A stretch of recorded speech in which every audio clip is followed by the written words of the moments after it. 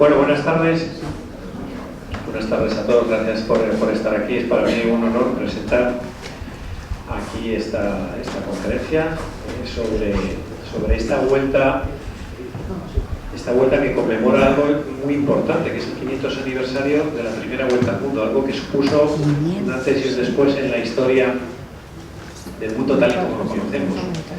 Ahora hablamos de muchos desafíos, de muchas cosas, pero yo creo que nada fue tan importante en aquella época y lo sigue siendo como aquella vuelta al mundo. Bueno, para hablarnos de ello y para hablarnos de esa conmemoración que nos trae aquí y trae a unos cuantos navegantes que tienen los barcos aquí delante, Santillo, que está aquí enfrente del Real Club Marítimo de Santander, y otros que hemos acogido en el entorno de la isla de la Torre, gracias a Itxasamense, la Asociación de Capitanes y Patrones de Yate del País Vasco, pues se hace esta conmemoración, que ha salido recientemente de Guetaria, el pueblo natal de Juan Sebastián Elcano. Han tenido a bien venir aquí a Santander en esta primera etapa que conmemora a Juan de Santander, natural de Cueto, y para eso tenemos aquí a dos representantes de la Asociación de Vecinos de Cueto, Santiago y Arsenio, pues que contarán algunas cosas de Juan de Cueto. Y yo, sin más, pues agradeceros en nombre de la Real Federación Catalana vuestra presencia, agradecer a Itxasamense y a la Asociación de Vecinos de Cueto rescatar a esta figura de Juan de Cueto y, por supuesto, al Real Club Marítimo Santander, que nos dé estas instalaciones, un club pues tan vinculado a la mar, a la historia y a la navegación. Así que muchísimas gracias.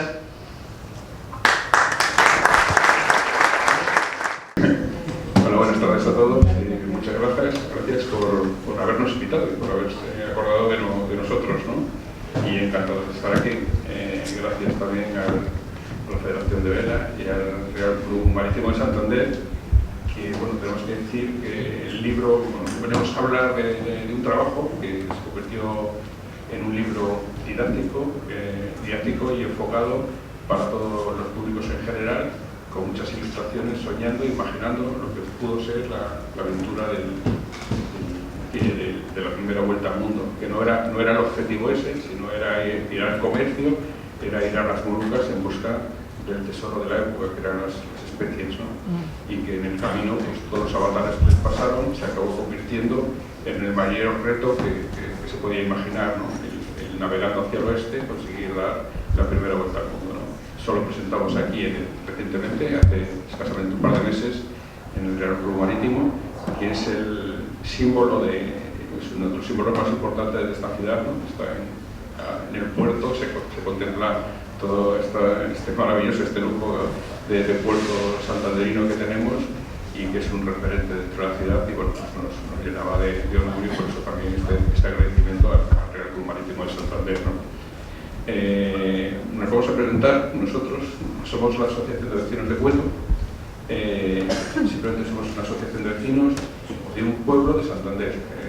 Santander tiene 4 pueblos: Monte, Peña Castillo y San Román. La jerarquía del ayuntamiento dice que somos barrios, pero realmente nos gusta que somos pueblos, ¿no? Vivimos en el norte de la ciudad, en la zona menos urbanizada, donde la mayoría de la zona son campiñas. De hecho, todo el norte de la ciudad de Santander está protegida por una ley de protección del litoral, desde el Faro de Cabo Mayor hasta la Virgen del Mar, que es donde acaba el límite territorial de la ciudad, ¿no? Decir que en esta época, el quinto centenario, Santander no era ni siquiera ciudad. Santander era una pequeña villa con muy poquita población y dependía administrativamente de Burgos, ¿no? Hasta que en 1660 ya el auge y el comercio del puerto va cambiando y entonces hay un movimiento en el que se quiere hacer diócesis a la ciudad de Santander para que se desligue de la diócesis de Burgos, ¿no? Y para eso mandan un peregrino que hace un inventario de todos los bienes que tiene el entorno de lo que podría ser la ciudad de Santander. Ese es el plano que hace Pellegrino Zuller en 1660, y veis que es una ciudad pequeñita alrededor del puerto, que está amurallada, donde se materializaba todo el comercio que había en la zona, el comercio con Europa de la lana y el trigo principalmente, que podía venir de Castilla, ¿no? Pero también señala otra serie de puntos que veis ahí, y en uno de ellos hay una pequeña referencia que pone Cueto, con un símbolo que se identifica con un centro religioso. Y es que Cueto, sitio donde somos nosotros y donde previsiblemente creemos que era Juan de Santander, por eso se escribe en la Vuelta al Mundo, en la Armada Especería, o Juan de Santander, natural de Cueto, existe desde el siglo XII, porque ahí hay un convento benedictino, ¿no? Los benedictinos trabajan en el campo, la agricultura, y incluso hacen sus tratados de cultivo, y es una zona evidentemente agrícola, en esa época, porque eran los almacenes de verduras y de lo que se cosechaba en esa época. Patatas todavía no, que no habían llegado, ni tomates, pero todo lo que se cosechaba se vendía en la ciudad, ¿no? Y sobre todo, pues, también se cultivaba mucho vino, ¿no? Eso es 1660, y en Cueto van sucediendo cosas. En 1755, voy a contar algo de Cueto también, para que sepáis qué es lo que nos ha llevado hasta aquí, ¿no? Que nos ha llevado la curiosidad, ¿no? En 1755, en Cueto se crea una fundación de Francisco Pou Castañeda. Esto no tendría más importancia. Bueno, pues es una fundación que se crea, una fundación educativa, que se amplía en la iglesia, pues es un señor que comercia con Indias y que, bueno, pues es un cristiano que manda parte de sus ganancias a su pueblo natal, y bueno, crea una escuela, la dota de unos medios para pagar a los profesores, unos bienes, y eso sucede en 1755 hasta 1854. Pero nos vamos a quedar con el apellido Bo, porque luego va a continuar a Arsenio, ¿no? Tiene su cosa, ¿no? Otras cosas que han sucedido en Cueto, pues existe una sociedad de socorros mutuos que se crea en 1878 y dura hasta hoy en día. Hoy todavía esa existe, que es una sociedad entre artistas, ¿no? Hay una cultura en esa parte del territorio que era la más alejada del núcleo urbano de la ciudad de Santander, de colaboración, de agruparse, de trabajar colectivamente, ¿no? Y entonces, bueno, pues se va creando la Asociación de Socorros Mutuos, se crea un club deportivo que hoy todavía existe, prácticamente le queda muy poquito para tener 100 años, para hacer centenario, es un club de atletismo y de fútbol, pero primordialmente de atletismo.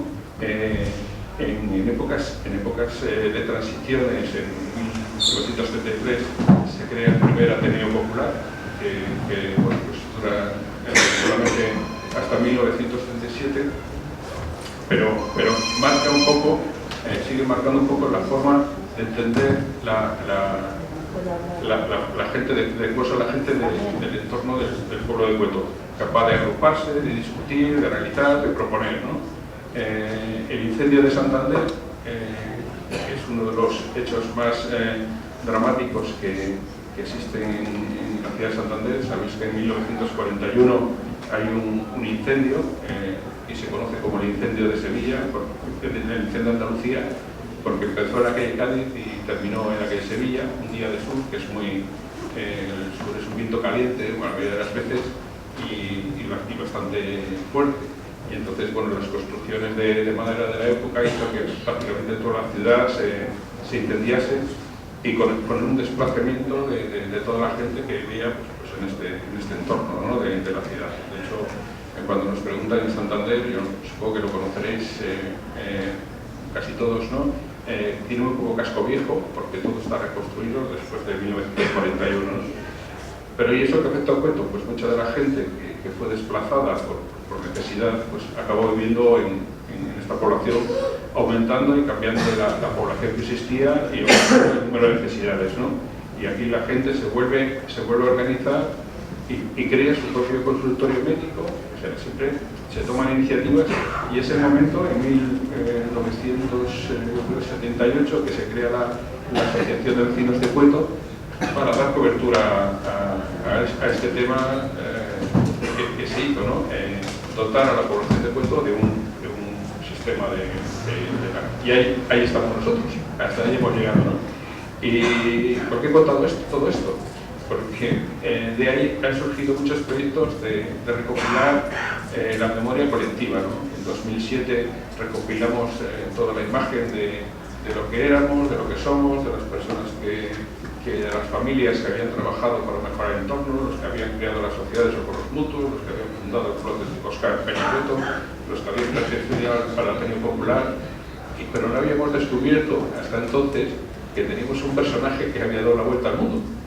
Lo hemos descubierto hace escasamente 10 años y casi por casualidad.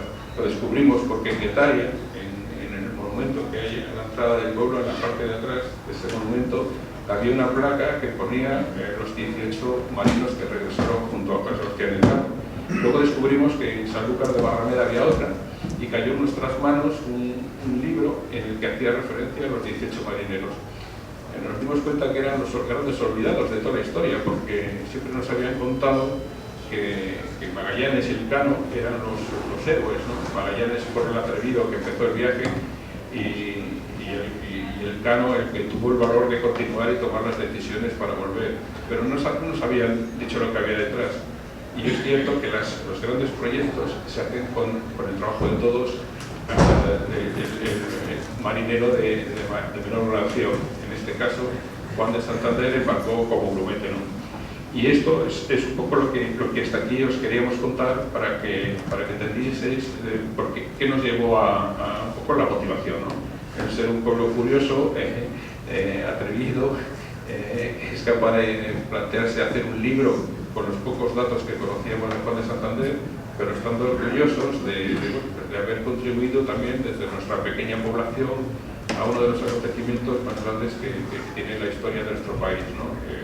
El descubrir y el darnos cuenta que la Tierra pues, era redonda y que se podía navegar, ¿no?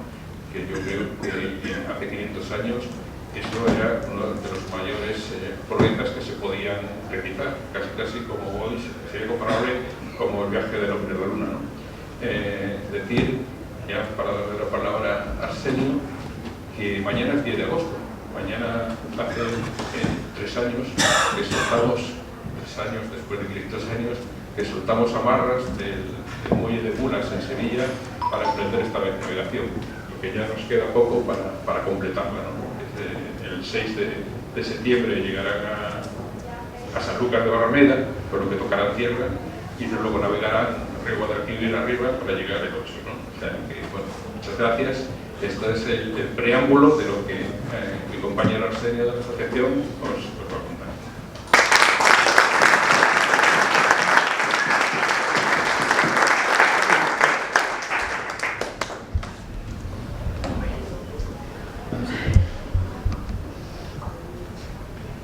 Hola, buenas tardes. Bueno, yo os voy a contar un poco de la historia de los acontecimientos que hubo en aquella época, de que sucedía en el mundo entonces, ¿no? Bueno, aparte, antes Santiago ha hablado del libro, de la curiosidad que tuvimos con el libro. Nosotros no somos ni escritores ni historiadores, pero tuvimos la suerte de encontrarnos con un encuentro casual con Josín, que es el que está ahí atrás, que da vergüenza ponerse aquí, pero que yo quiero conseguir que algún día nos hable de cómo surgió, de cómo él fue trabajando, leyendo la historia y de cómo fueron surgiendo esas ilustraciones que figuran en el libro, y que nos dio pie a nosotros a decir, con esto hay que hacer algo, ¿no? Y al final lo hicimos, y creo que hemos conseguido un libro muy bonito, donde contamos a través de las ilustraciones y a través del texto que nosotros hemos incluido toda la travesía que sucedió hace 500 años, durante esos 3 años que duró ese viaje que emprendieron, mañana hará 500 años, ¿vale? Aquí tenemos la flota en la que se embarcó nuestro grumete, nuestro vecino. Nosotros nos consideramos también grumetes, también. y fue una expedición montada por la corona española con financiación por la misma corona y por un comerciante que se llama Cristóbal de Haro y por banqueros alemanes también. El fin de la motivación de esta expedición, pues más o menos lo podemos resumir en dos. Uno que sería evangelizar, llevar la fe cristiana al resto del mundo que entonces no se conocía, aunque ya en 1492 Colón había descubierto América y otro fin que tenían era el fin comercial, o sea, ganar dinero. Por supuesto, la corona, como veremos más adelante, tenía muchos gastos, muchas guerras, muchos pleitos en muchos sitios del mundo y de Europa y necesitaba dinero también. El interés que tenía España en el comercio no es nuevo, ya se remonta a los abuelos, el abuelo Enrique III, el abuelo de Isabel la Católica, que ya mandado expediciones, varias expediciones o embajadores, a una de ellas a Samarcanda, por ejemplo, en el año 1403. O sea que esto ya venía de antiguo, ¿no? Ahí vemos a Colón cómo llega con una representación, no es la representación más típica, esa que le vemos con un abrigo de pieles casi llegando ahí al Caribe con una gran cruz, ¿no? Pero bueno, es otra para que veamos otra y lo vemos también y que está, tiene un monjeado que va con el crucifijo y con su misión, ¿no? Lo que hablábamos antes de la evangelización. En esta época, pues, los acontecimientos, lo que sucede en el mundo, pues, es que los portugueses, como veis ahí, ya habían empezado a bajar porque a costear África. En 1415 toman Ceuta, luego siguen bajando y tardaron muchos años porque los portugueses no iban bajando, costeando. No había muchos medios y no se atrevían tampoco a lanzarse a mar abierto, pero ellos más o menos se sabía de dónde venían las especias. Ellos querían encontrar un camino para sustituir a la ruta de la seda, que era por donde habitualmente, a través de tierra y atravesando un montón de países y de territorios, donde poco a poco se iban encareciendo esas especias, esos productos con los que se comerciaban, aparte de marfil, seda y otras piedras preciosas que eran demandadas en Europa, ¿no? En Europa, en las cortes o por la gente de dinero de Europa. Entonces ellos, buscando ese camino, ya en el 1498 doblan en 1486 doblan el Cabo de Buena Esperanza y en 1498 Vasco de Gama llegó a aquella zona y volvió con un cargamento de especias. Por medio sucede también que la ciudad de Constantinopla, que era la puerta por donde llegaban todo ese comercio a Europa, cae en manos de los turcos y todavía el precio de las especias, si era caro, todavía se encarece más. Hay, por ejemplo, también a mí me gusta hablar del Tratado de Alcazobas en 1479, que es como consecuencia de una guerra de sucesión por el trono de Castilla, y en ese Tratado de Alcazobas, que firman Castilla con Portugal, ahí acuerdan que Portugal se queda con la posesión de las islas del Cabo Verde, que ya habían llegado ellos allí, Castilla con la posesión de las Islas Canarias, pero también firman que los barcos españoles no pueden navegar más abajo del Cabo Bojador. O sea, no pueden navegar, más o menos está, lo sabéis bien, ¿no?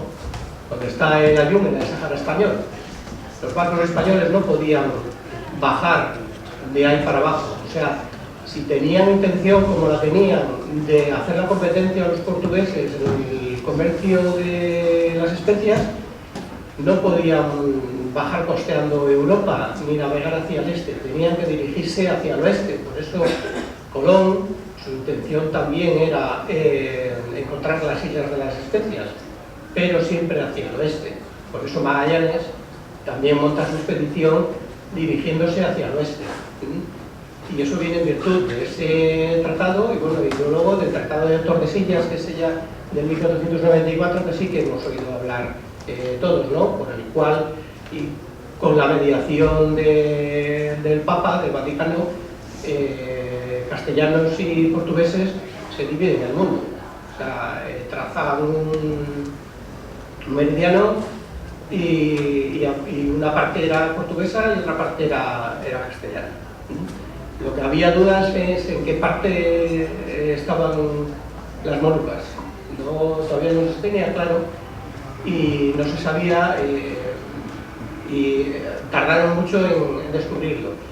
De hecho, como había conflictos en qué parte, si estaba en el hemisferio portugués o en el castellano, firman otro tratado en Zaragoza en el año 1529 y allí acuerdan que Carlos I le vende a Portugal las Molucas por 350.000 ducados. Castellanos y portugueses se llevaban y no se llevaban. Ellos tenían su competencia por el comercio, todos querían los beneficios del comercio de las especias, pero tenemos que tener en cuenta también que estaban muy emparentados. O sea, por ejemplo, en aquella época los reyes que coinciden, Carlos I de España y Manuel III, que era afortunado, le llamaban, Manuel casó, tuvo 3 matrimonios, el primero con una tía de Carlos I, el segundo con una hermana, también tía de Carlos I, y el tercero con una propia hermana, Leonor, de Carlos I. O sea, eran... y también Carlos I se casó con una hija del rey de Portugal, de Manuel. O sea, que a la vez eran cuñados y eran suegros, suegro y yerno. O sea, que estaban emparentados muy cercanamente, ¿no? Para que veáis, por supuesto, este mapa lo he sacado de internet del siglo XI y XII, como está escrito ahí abajo. Ha habido alguien que se ha molestado en investigar y en pintar en el mapa todas las rutas comerciales que existían ya en ese siglo, en el siglo XI y XII en el mundo, y sobre todo en la parte conocida por nosotros también, ¿no? Que tenemos, las Molucas estarían por aquí, eso serían las Molucas, y desde ahí en barcos trasladaban las especias y pues tenían que atravesar toda Eurasia hasta llegar en esos camellos que vemos ahí, más o menos, para llegar a Europa. Llegaban a Constantinopla y desde allí mercaderes venecianos y genoveses los repartían por el resto de Europa y claro, sacaban pingües beneficios, y era por eso una competencia que querían hacer los portugueses y los españoles, me refería a partir de ahora, ¿no?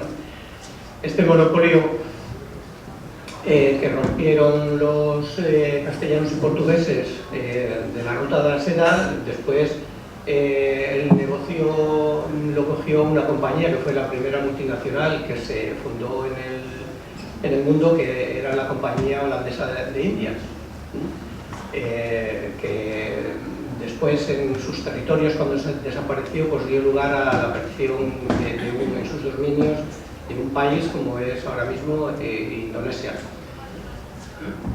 Ahí tenemos, veis lo que decías, pues hoy en día igual no le damos la importancia que tiene, ¿no? Porque todos tenemos allí en nuestra cocina un tarrito con el clavo, con la canela, la vainilla, pero entonces era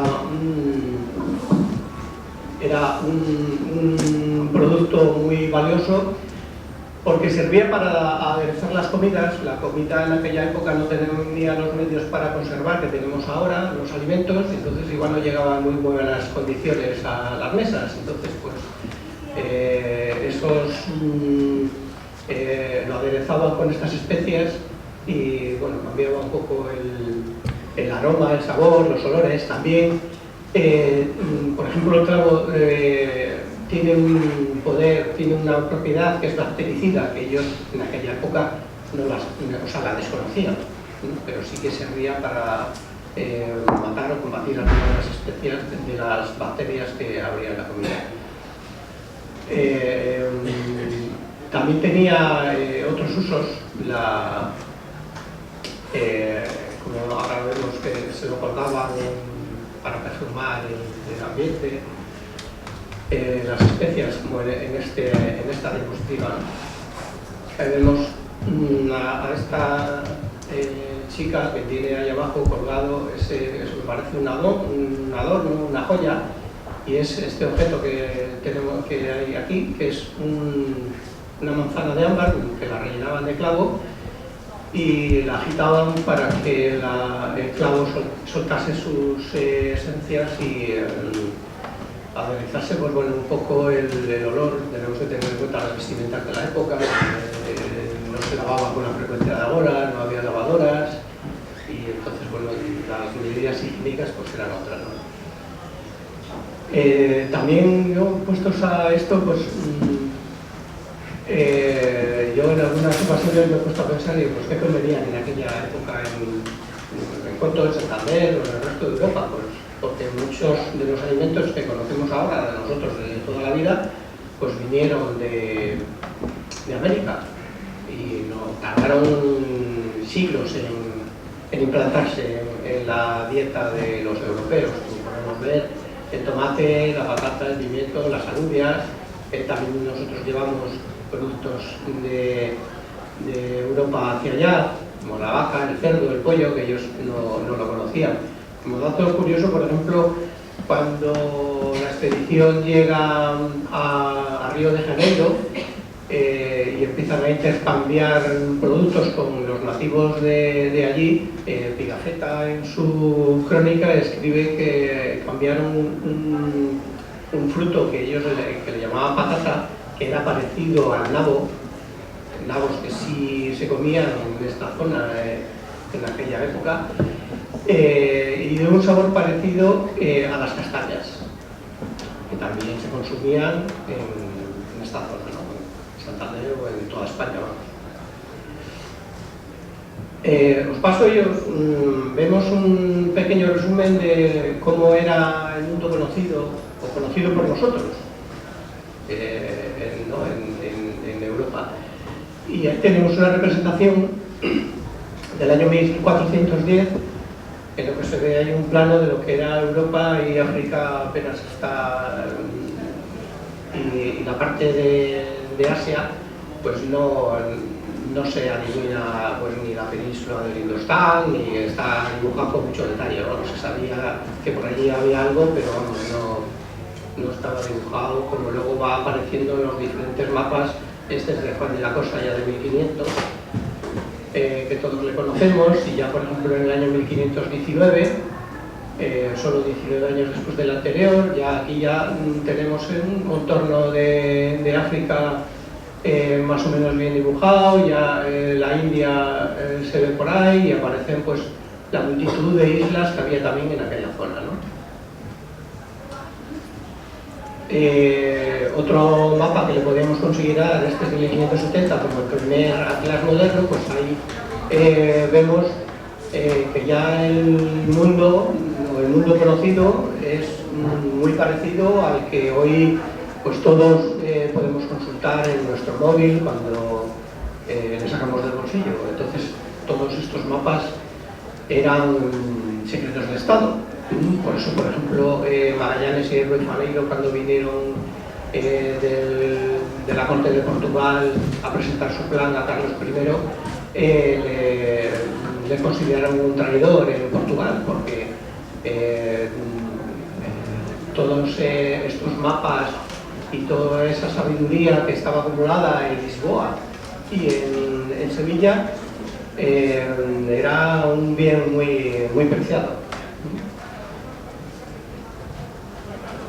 Hacemos un pequeño repaso de lo que pasaba en la península ibérica de aquella época. Aquí tenemos una imagen de cómo sería o cómo era Bilbao en el año 1481. Un puerto, un pequeñito puerto que comerciaba con Europa, pues llevaría lana, cereales y otros productos que se cultivaban, que se producían hierro, por ejemplo, que se producían en esta zona de Castilla hacia Europa. Sevilla era otra cosa. Sevilla tenía la exclusiva del comercio con Indias y fue una ciudad que fue creciendo muchísimo. Ahí tenemos una imagen de cómo sería más o menos en 1519. Eso sería el puerto, donde vemos todos los barcos que estaban ahí dispuestos para cargar y descargar todas las mercancías que se traían desde América.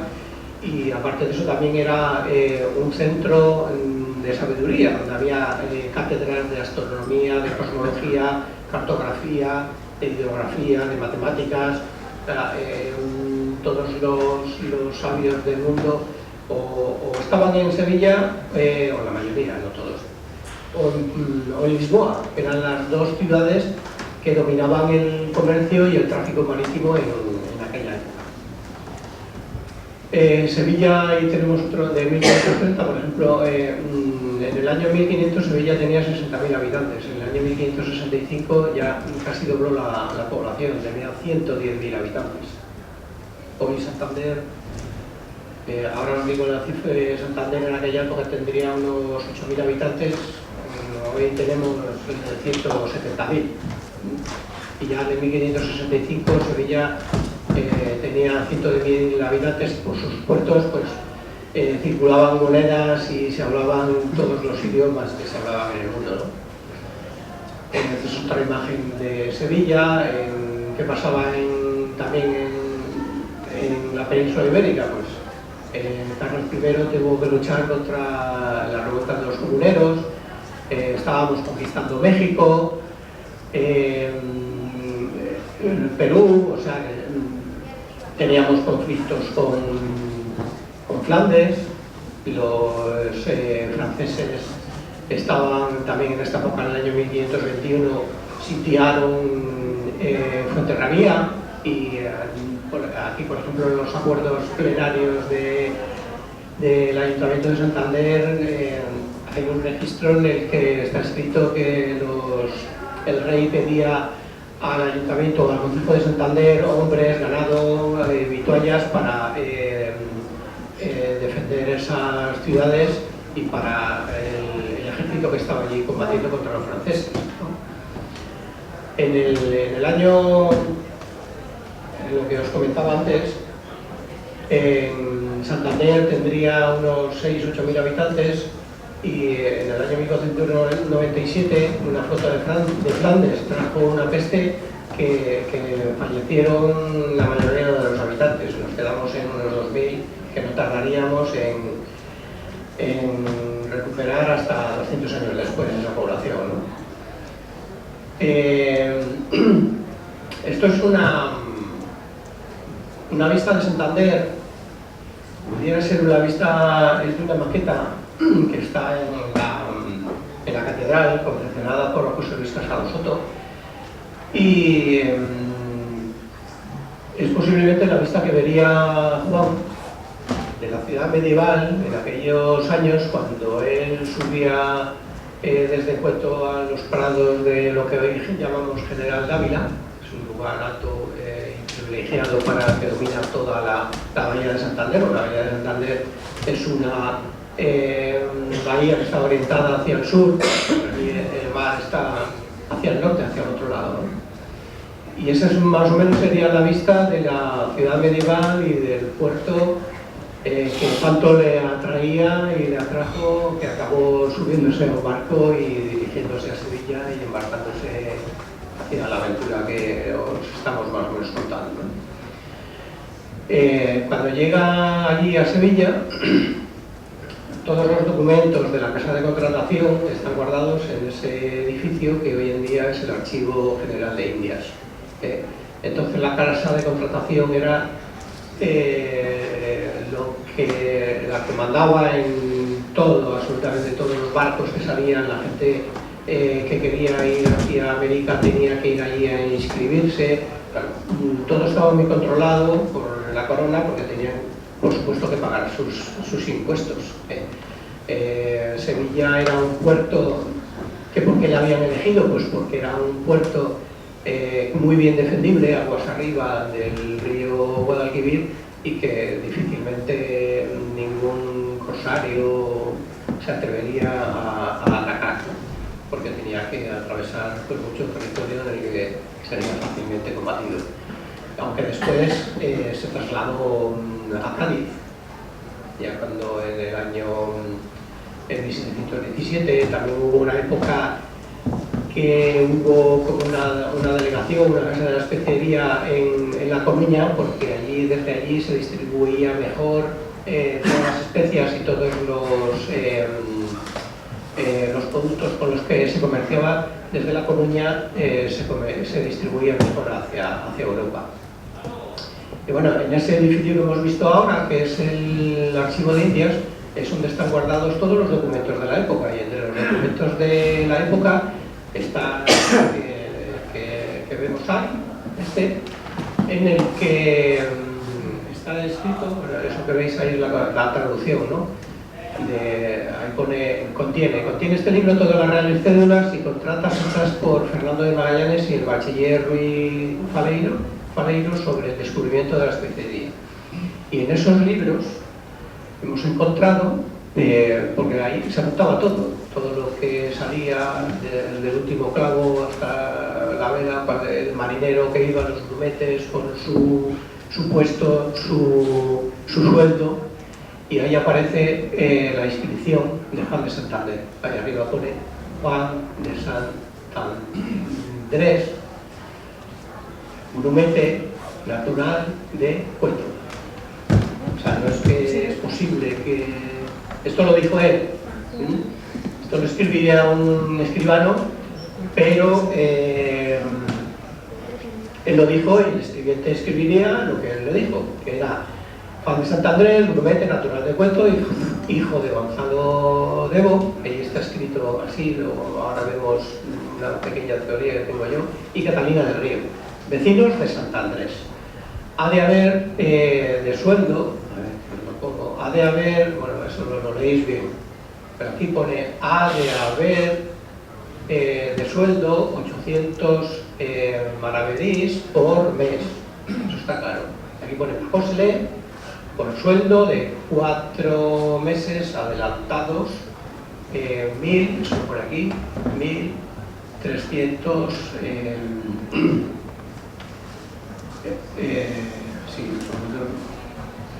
1.300 maravedíes del adelanto de 4 meses, que era lo que le correspondía.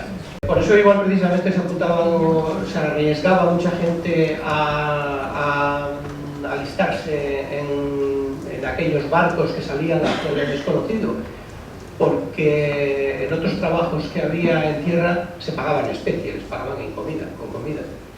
Pero sin embargo, si ibas te apuntabas al barco, en el barco te pagabas con dinero, no todo el mundo manejaba dinero en aquella época.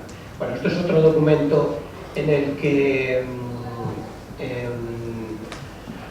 ahí habla también de Juan de Santander, de cuando volvió.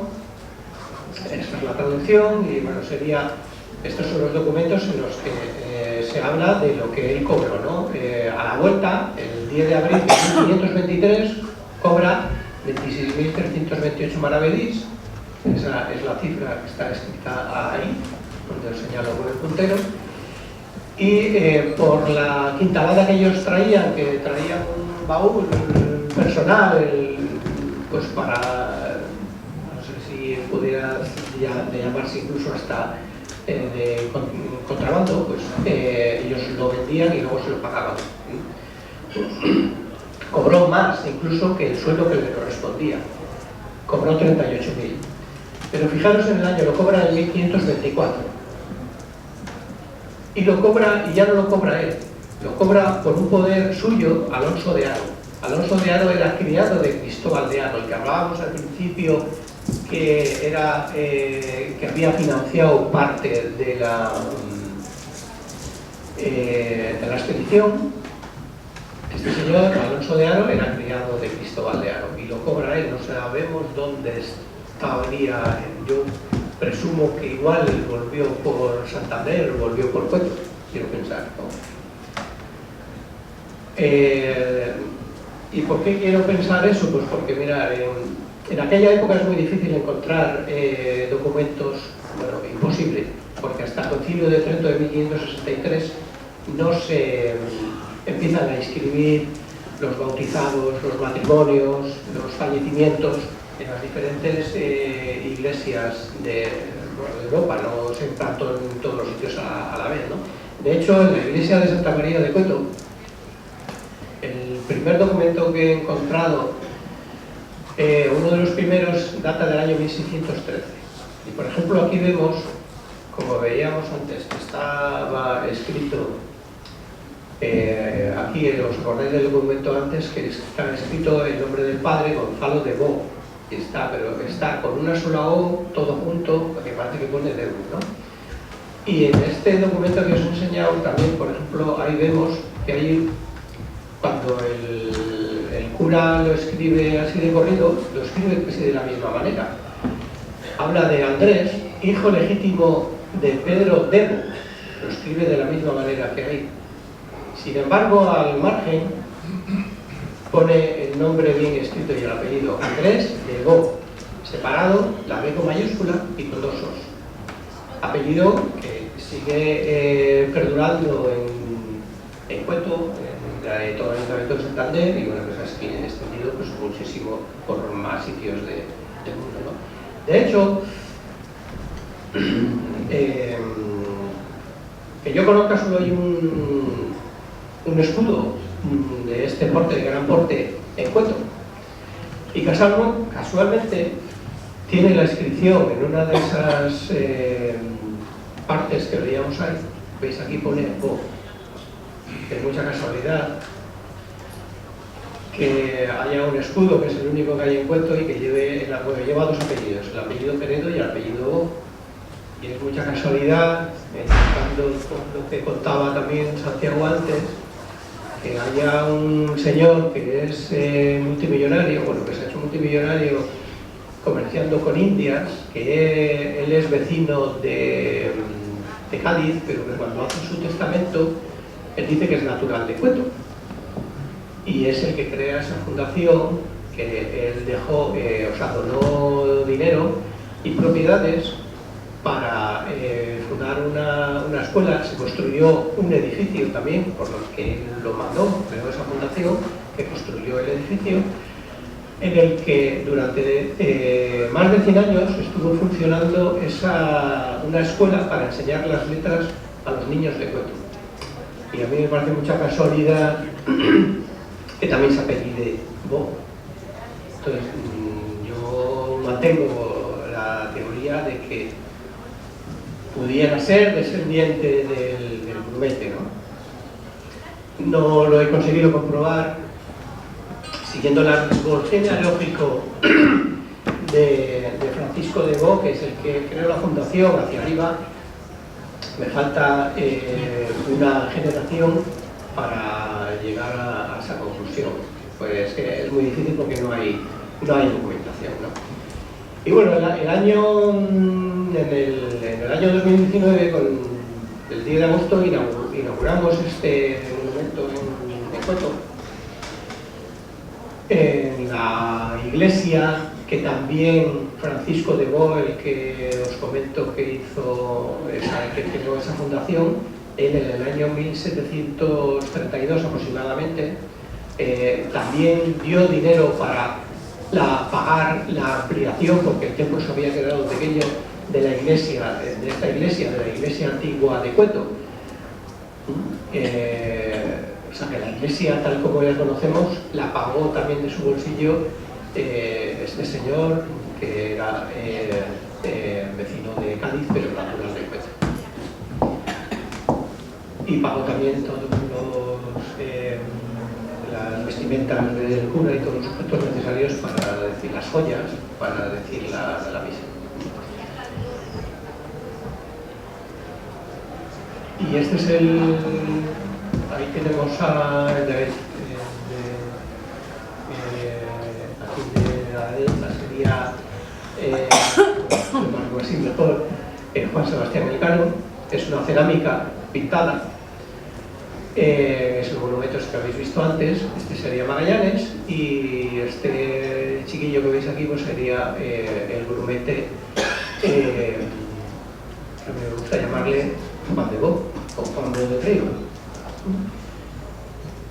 Juan Bo del Río, grumete natural de Coto, y esta pues sería la portada de nuestro libro. Personalizado unas botellas de vino para regalar. Un socio de Itxasameste que se llama Gonzalo San nos ha regalado 3 botellas de vino de Rioja, así que hemos decidido personalizar aquellas las botellas para aquellas personas que han colaborado estrechamente con nosotros. Muchas gracias.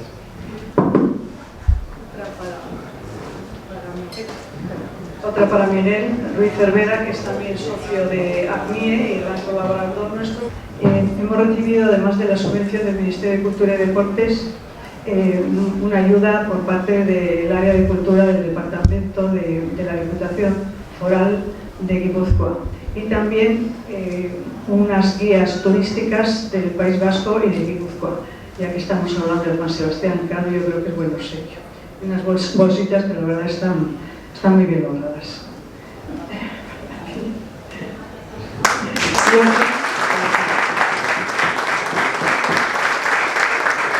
Me gustaría obsequiar a la Federación Cántabra de Vela y a su presidente Fernando Mirapeix una metopa de la Asociación Itxasameste.